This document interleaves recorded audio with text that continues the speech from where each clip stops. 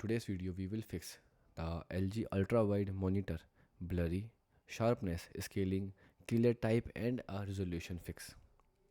So the fix one, you can set correct resolution. Firstly, you can right click on the desktop, then click on display setting. After that, scroll to display resolution and now select the recommended native resolution setting and then click on keep changes.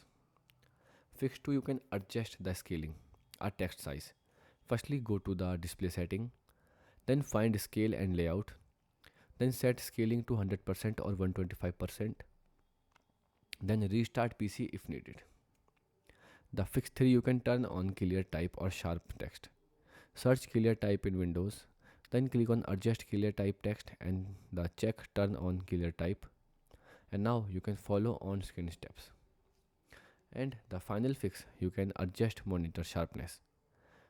Firstly, you can press monitor joystick or menu button, then go to picture setting, then click on find sharpness. You can set around the 50 to 70 the adjust visually. Okay, so these are the steps that can help you to fix this problem. Goodbye.